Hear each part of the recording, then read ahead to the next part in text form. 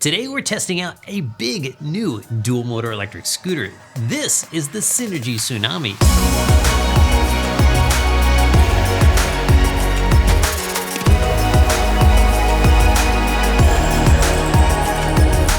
When we say big, we mean it's physically a bit larger and roomier than other light heavyweight scooters and has a higher rider weight capacity, but without the scooter itself being heavier. So if you're a larger rider, or maybe just have a thing for tall handlebars, lots of foot room, and high performance, you're gonna wanna stick around for this review. We've got the Tsunami's tested performance numbers, and we'll show you a couple other cool features it has that you won't usually find on this class of scooter. So wait, who is this company, Synergy? Well, they're a Canadian brand that have a couple retail locations in the US too. We recently tested their entry-level dual motor scooter, the Aviator 2.0. That one had flat-proof tires and a ton of performance per dollar. But this week we're riding the Tsunami, which has twice as much power, hydraulic disc brakes, and a smoother ride from 10-inch tubeless air-filled tires. So it's in the same performance category as scooters like the Visette 10 Plus, the Mantis King GT, and Apollo Phantom V2, among others. The Tsunami is built by a company that's made a ton of sharing scooters, including this one, the very first scooter I ever rode. It's not obvious looking at the Tsunami or even looking at the spec sheet, but there are a ton of design features that make this scooter a great fit for larger riders.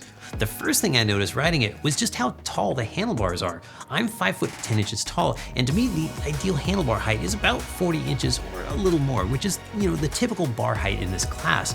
At 41.5 inches above the deck, the Tsunami's bars are 1.5 inches higher than average and the tallest in this class.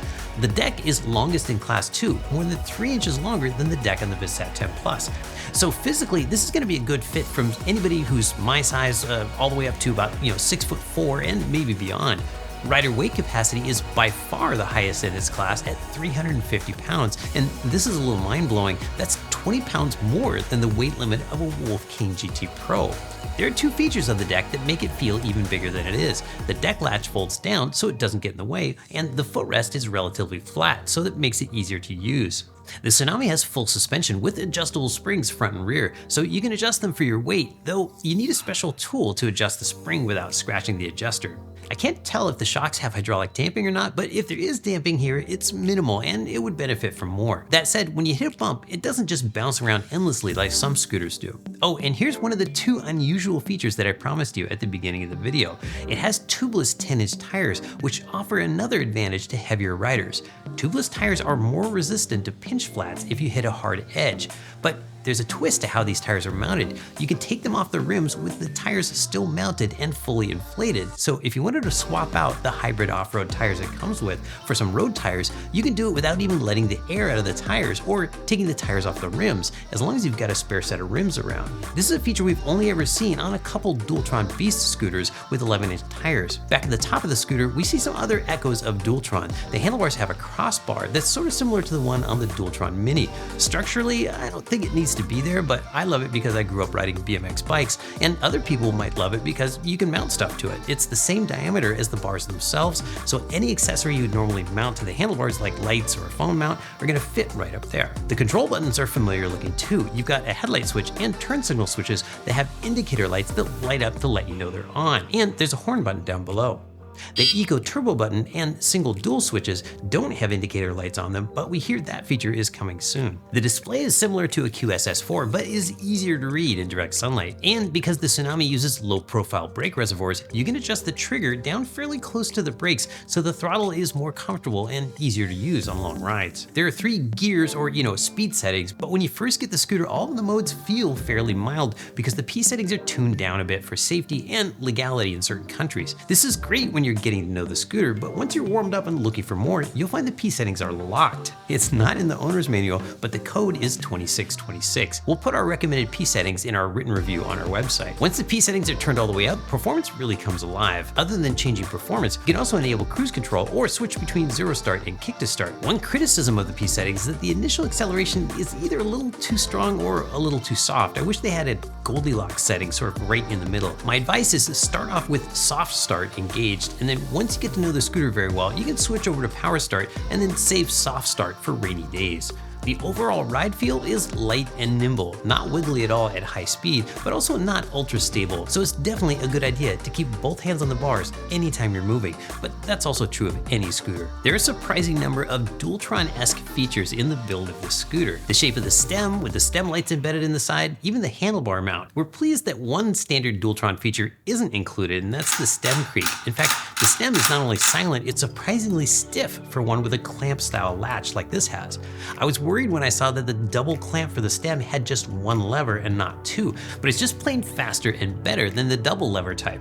It's also got this cool spring that does a similar thing to the latest Dualtron scooters, sliding the clamp into place automatically. Here's the second unusual feature I promised at the beginning of the video. The Tsunami has more swag lights than most of its non-Dualtron peers and uses an app, not a remote, to control them. I'm on the fence as to whether it's nicer to have a remote like a Dualtron or use an app like the Tsunami does. I guess the nice thing about an app is you never lose it and you always have it with you. Oh, and here's the really unusual part. It has a feature where you can make it pulse to music. I tried it on a couple different songs and not every song is really compatible because you need the sound to pretty much start and stop to make the lights feel synced to the music. Once you have the lights set the way you want them, you can just toggle them on and off separately from the headlight by using this button here. If you want to take it off-roading, you're in luck because it comes standard with hybrid off-road tires and higher than average ground clearance at 6.5 inches from the ground to the kickstand. The kickstand itself is made out of aluminum, so be careful with it. I tend to abuse kickstands by using them to turn the scooter around, and I managed to bend this one a little bit. The Tsunami's pretty decent in the rain with a water resistance rating of IP54, but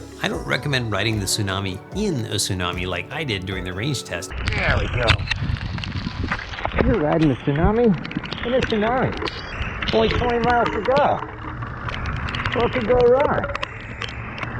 But light rain should be fine as long as you stay out of puddles. The charge ports are on top of the deck, so they're well protected from falls, but there's one thing to watch out for. While I love the look and feel of the metal covers, be careful not to nudge them into the socket sideways or you could cause a short. Charging time is 10 hours with the one charger it comes with, or you can cut that down to 5 hours by adding a second one. Not bad considering that the battery is relatively large, exactly the same size as the one in the Mantis King GT. Don't forget to like and subscribe, and if you want to know more about the Tsunami, we've got links in this video's description, including ESG exclusive coupon codes. The Tsunami's tested top speed is 38.4 miles per hour, a few miles per hour slower than the comparison scooters. But trust me, if you haven't been 38 miles per hour on a scooter before, it feels like about as fast as you'd want to go on 10-inch tires. Tested range was also typical for this class of scooter at 30 miles. For most people, that means you can go out and ride for an hour to an hour and a half before you run out of battery. So if you have a 20-minute commute, you definitely won't need to bring your charger to work with you. Acceleration is also on par with other scooters in its class, though not quite as quick as the Mantis or Visette. Like all dual motor scooters, you're gonna make it to the top of any hill without a problem, though in this case, about 1.4 seconds behind the very quickest scooter in its class, the Visette 10 Plus. The Tsunami uses hydraulic brakes that don't have any branding on them, but they look a lot like nut brakes and feel more firm than the nut and zoom brakes that we're used to. This is the second time we've seen this type of brakes, and we really like them. The 140mm discs and regenerative braking bring it to a stop from 15 miles per hour in a respectable 10.4 feet. Like the setting for initial acceleration, I wish there was one more setting for regen in between the minimum setting and the zero regen, because if you just want to slow down a little bit, the regen ramps up and feels a little too strong. The hydraulic brakes are so strong you can just turn regen off altogether if you want and still stop with one finger on each lever. Its 52-inch long folded length is 2 inches longer than the Mantis King GT, so it's going to be a tight fit into the trunk of most cars. I'm going to stop here for a second and point out something ESG has been doing for 3 years now, but we don't usually talk about. These measurements right here are actual measurements we take ourselves and not ones from the spec sheet, and I'll tell you why that's important in just a second. Whenever it's possible for us to physically measure anything, we're going to measure it and then give you our tested number and not some number from a spec sheet. And here's an example of why that matters. Our tested weight of the Tsunami was 77.3 pounds, but the specified weight is 88 pounds, and that's a meaningful difference when you're picking out a scooter. We find differences like this all the time, which is a good reason to not forget to subscribe and check out our website for the world's biggest database of real tested data on electric scooters. Pros of the Synergy Tsunami include 10-inch tubeless tires that are resistant to pinch flats and are easy to swap, more room for the rider plus an ultra-high rider weight limit, and nice swag lights with app control.